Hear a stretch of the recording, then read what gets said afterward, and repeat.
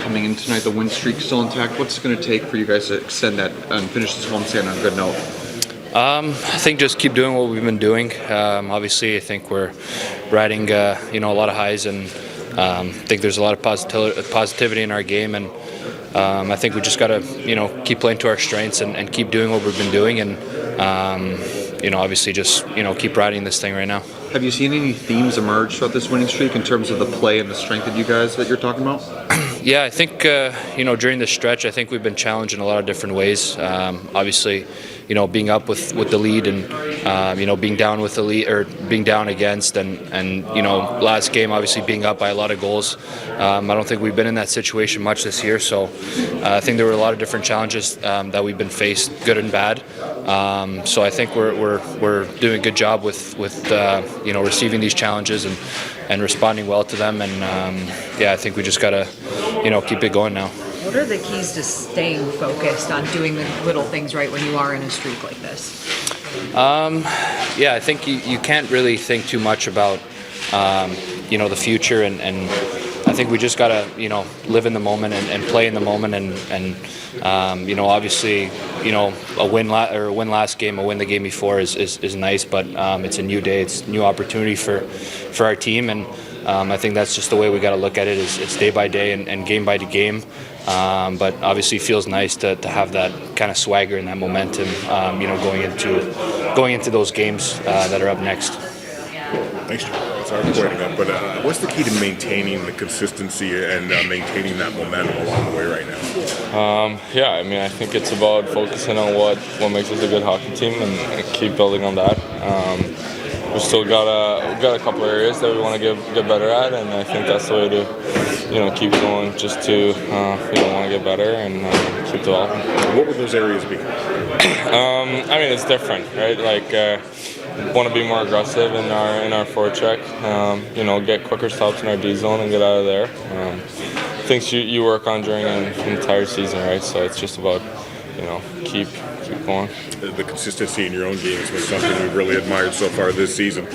Just your day-by-day approach, what have you been doing to be so consistent? Just trying to do not the same thing, but kind of do the right thing every day, and trust that it'll pay off. Whether it's going good or it's going bad, if you keep doing the right things, I feel like that usually pays off. Is that a process that a player goes through in his development? I guess so, yeah. It's not always going to go great. It's not, hopefully not always going to go bad either, right? So it's about keeping steady during the highs and the lows, and just keep wanting to develop, and I think things will work out from there. Now that you've gotten to this point, do you think that you're one of the guys and people are looking forward to continue to help carry this team to what it wants to get to?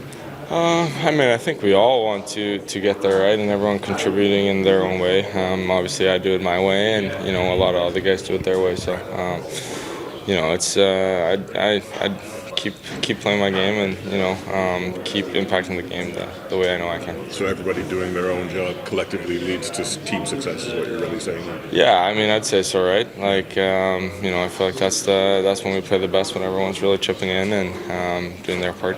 Fraser, the power play is a big part of that success as of late. What's been the key behind the ice with man advantage here?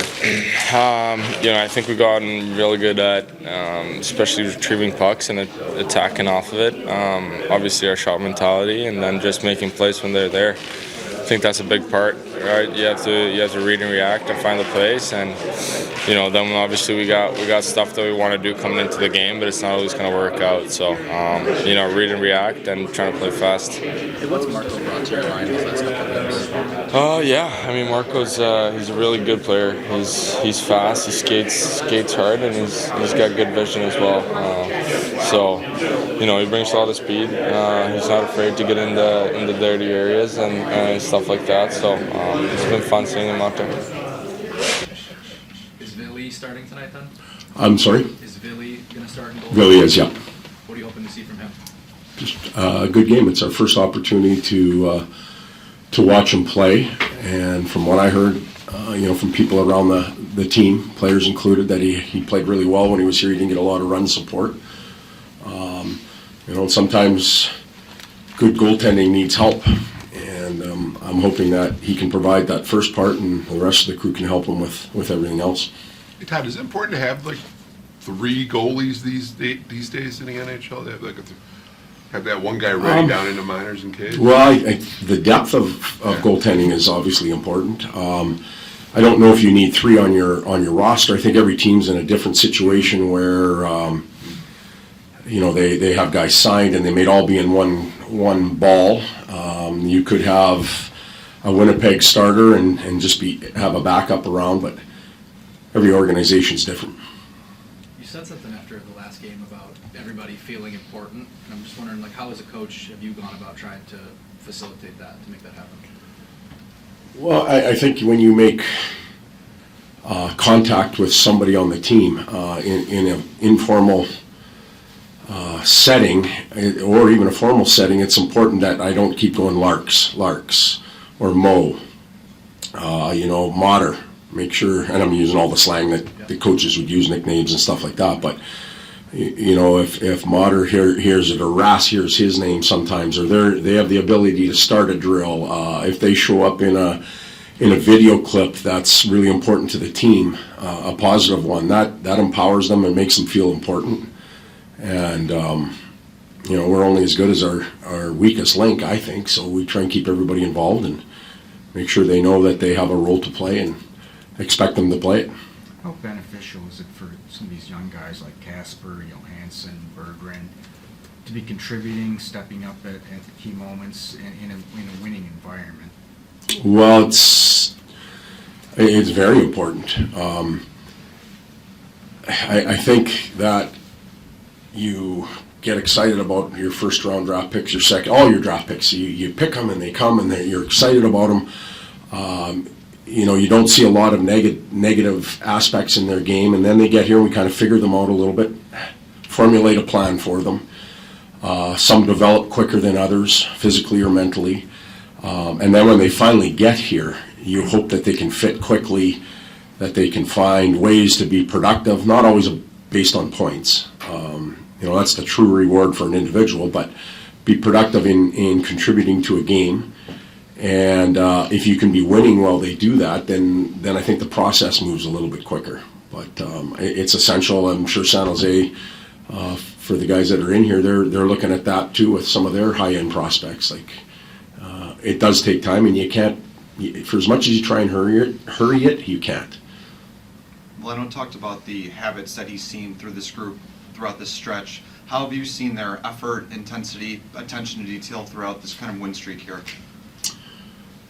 Well, it's the only stuff I've really seen. If you think about it, we got in, we saw the Toronto game, and we started to go to work right after that. And their attention to detail, their intensity has been where it's needed to be. We used a boxing analogy the other day about jabbing and keep doing that, little swings. But if you let your guard down, you're going to be picking yourself up off the mat, and that's what I want the players to know. Stick with it, stay in it. And they've been able to do that. I thought the game the other day, you can talk about circumstances and score and whatnot. We got a little loose, a little bit sloppy. Got away from what we're striving to do. So I think today will be a big test. Can we get back to it? Is there any update on the timeline with Lyon or Petrie? Lyon skated today, so that there's a real positive there. Petrie still hasn't skated, so we're talking longer term there. Is he going on the trip, you think, Todd, or no? Petey, I would say no right now. It's a good question. I haven't asked that, but in my own gut, I would say no. Just think back to the San Jose years. What did you learn as a coach, young coach at that point, and how beneficial were those years for you? Some things never change, eh? In reflecting, you think you're ready. You're ready to leave Detroit and go to San Jose, and you carry yourself like you are, but you still have a lot to learn. And I had really good people around me. I had some people in management, some people underneath me, great players that helped me learn. But I think the game has changed a lot since then too, so you have to evolve with it. But real good years there, really, really good years. You had mentioned the other night that you kind of wish there was a practice day before today's game. Does that make you approach morning skate any different as a coach? Yeah, it did. Today we added a couple things, and with our group right now, I'm trying to back off when I can a little bit. They should hear my voice when they need to, and the rest of the coaches do a good job. So they've been running the morning skates, but today I felt like I had to get involved to get their attention a little bit. Doesn't guarantee us anything, a good or a bad night. I just felt that we needed it. Going back to the development of young players and consistency in the game, Lucas Raymond has consistency in his game right now, and that's a process. How do you see that process evolve with him specifically, from afar and now up close? Yeah, well, again, from afar, I feel like a dummy because a lot of these questions I can't answer. I'm in the West. I don't see Detroit play that much. We hear about this Raymond kid. We see him in the highlights, but do we focus on his development and what he's done really well to improve and all that type of stuff? Not really. Now that I'm here, you see the tenacity that he plays with. He's got a abrasiveness to him that I wasn't aware of. He's obviously got all the skills and all that other stuff, but for me, he's got some of, and I'm going to use a name, and he's not that player, but a little bit of Zetterberg in him, like that determination and that a little bit of abrasiveness, the fire kind of. So throw in all the other skills, and that's what I see in Lucas. How much have you seen of Celebrini yet? Watch some games. Tremendous player, obviously.